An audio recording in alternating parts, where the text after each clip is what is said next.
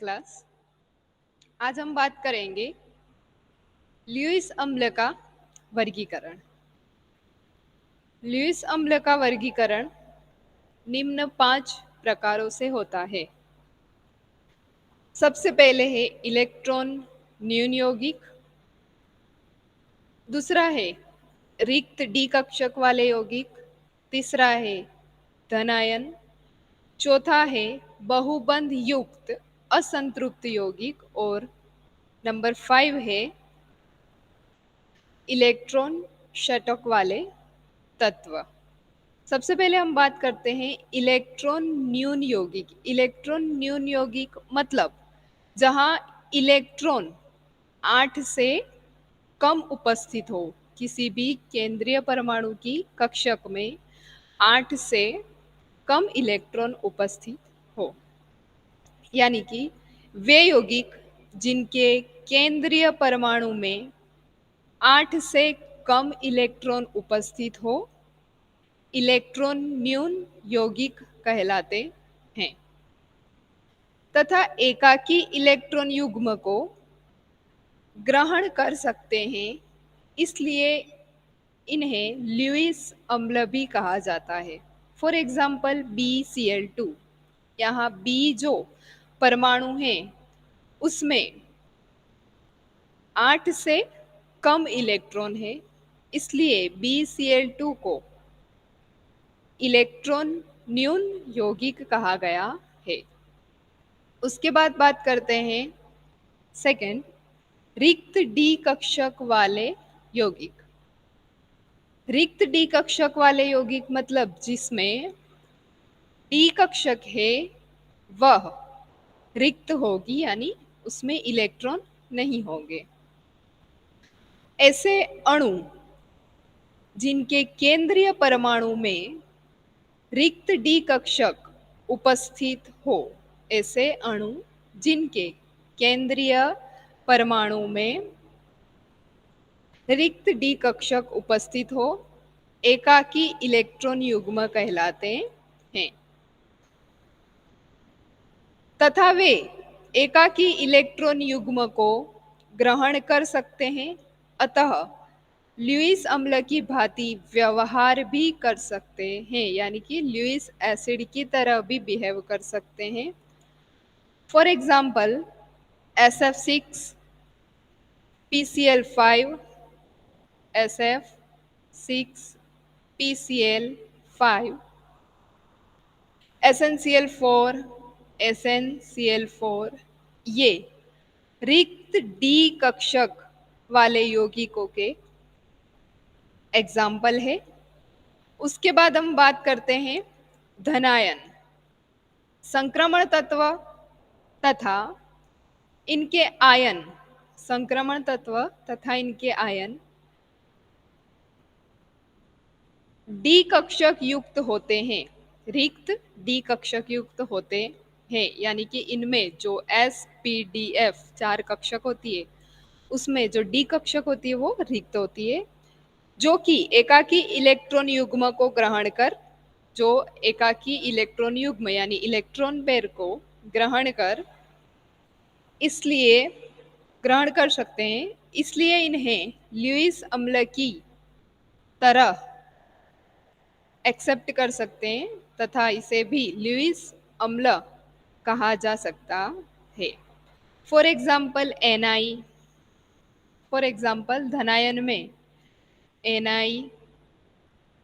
Na+2, Fe, Fe+2 जैसे धन ion लिए जा सकते हैं। उसके बाद बात करते हैं बहुबंध युक्त असंतृप्त यौगिक। अब जो यौगिक होते हैं 2 प्रकार के होते हैं, सेचुरेटेड एंड अनसेचुरेटेड। सेचुरेटेड मतलब संतृप्त यौगिक, अनसेचुरेटेड मतलब असंतृप्त यौगिक, यानी कि जो यौगिक डबल बॉन्ड, जिन यौगिकों में डबल बॉन्ड प्रेजेंट हो उन्हें हम असंतृप्त यौगिक कहेंगे। फॉर एग्जाम्पल हम एग्जाम्पल लेते हैं CO2 का, तो C double bond O double bond O। CO2 को हम इस तरह से लिख सकते हैं, यहाँ पर डबल बॉन्ड प्रेजेंट है, इसलिए यह यौगिक क्या कहा जाएगा? असंतृप्त यौगिक कहा जाएगा। उसी तरह हम SO2 की बात करते हैं तो SO2 में S double bond O double bond O, so that SO2 भी असंतृप्त यौगिक कहा जाएगा क्योंकि इसमें डबल बॉन्ड हाजिर है यानी कि प्रेजेंट है। उसके बाद हम बात करते हैं इलेक्ट्रॉन षटक वाले तत्व। वे तत्व, यहाँ इलेक्ट्रॉन षटक वाले तत्व में ऐसे तत्व लिए जाते हैं जिसमें उनके केंद्रीय परमाणु में, जो केंद्रीय परमाणु में बाह्यतम कोश में 6 इलेक्ट्रॉन उपस्थित हो। कितने इलेक्ट्रॉन उपस्थित हो? मात्र 6 इलेक्ट्रॉन उपस्थित हो। वे तत्व जिनके परमाणु के बाह्यतम कोश में 6 इलेक्ट्रॉन उपस्थित हो, उन्हें अपना अष्टक पूर्ण करने के लिए, क्योंकि फॉर एग्जाम्पल हम ऑक्सीजन लेते हैं तो ऑक्सीजन में मात्र 6 इलेक्ट्रॉन प्रेजेंट है और ऑक्सीजन के पास टोटल 8 इलेक्ट्रॉन होने चाहिए, तो इसमें 2 इलेक्ट्रॉन कम है, 2 इलेक्ट्रॉन की कमी है, इसलिए हम इसे क्या कहेंगे? इलेक्ट्रॉन षटक वाला तत्व कहेंगे। तो वे तत्व जिनके परमाणु के बाह्यतम कोश में 6 इलेक्ट्रॉन उपस्थित हो, उन्हें अपना अष्टक पूरा करने के लिए 2 इलेक्ट्रॉन की आवश्यकता होती है, जिसे ल्यूइस अम्ल की भांति व्यवहार प्रदर्शित होता है, इसलिए इसे इलेक्ट्रॉन षटक वाले तत्व भी कहते हैं। उसके बाद हम बात करते हैं ल्यूइस क्षार का वर्गीकरण। ल्यूइस क्षार का वर्गीकरण 2 प्रकार से होता है, ऋण आयन व उदासीन अणु।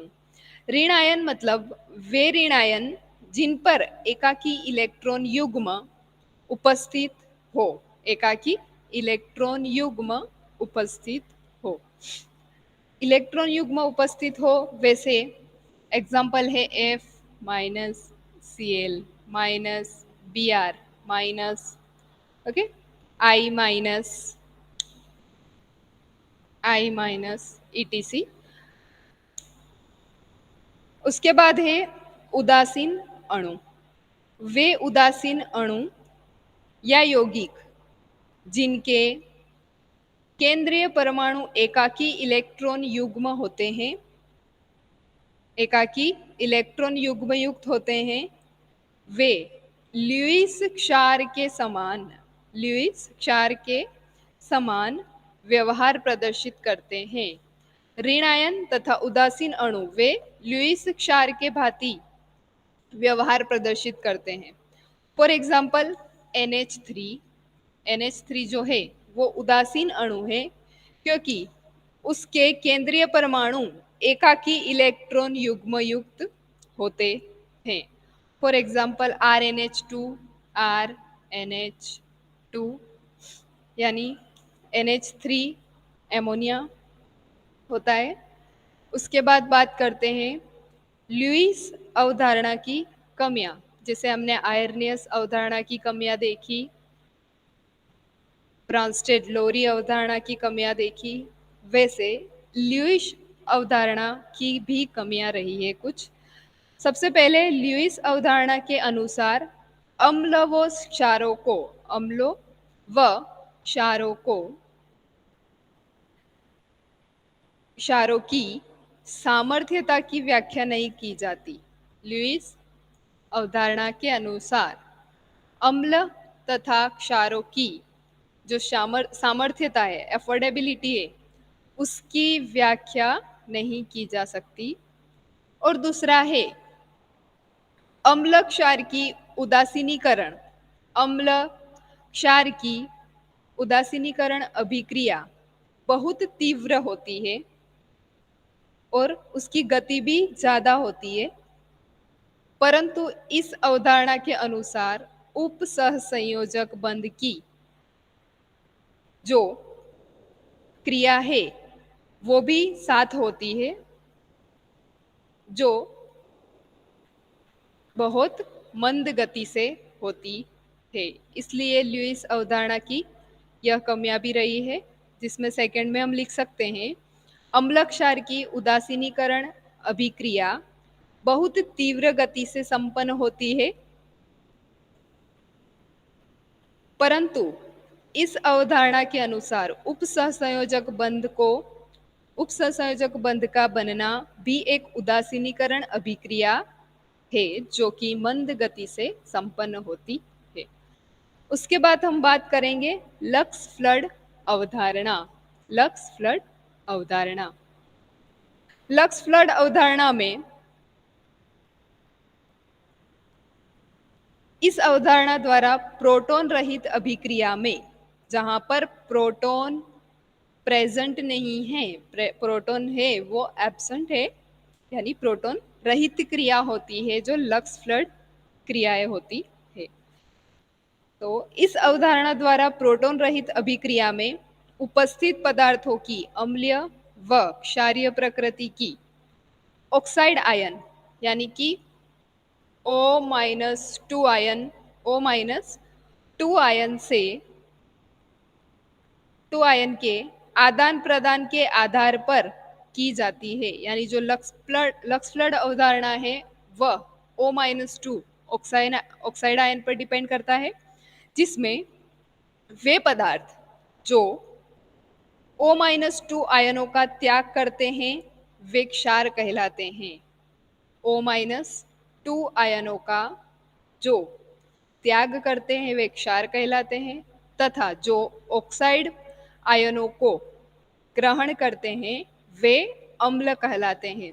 For example Ca+2 plus O-2 gives CaO. Okay. Mg+2 plus O-2 gives MgO.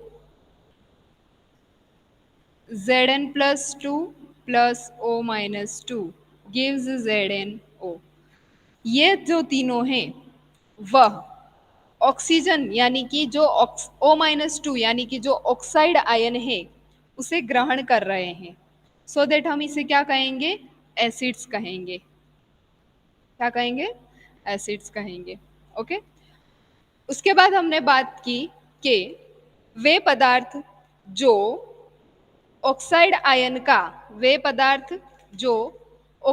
Ion का त्याग करते हैं उन्हें क्षार कहते हैं। फॉर एग्जाम्पल हम लेंगे CaO हमें देगा Ca+2 plus O-2।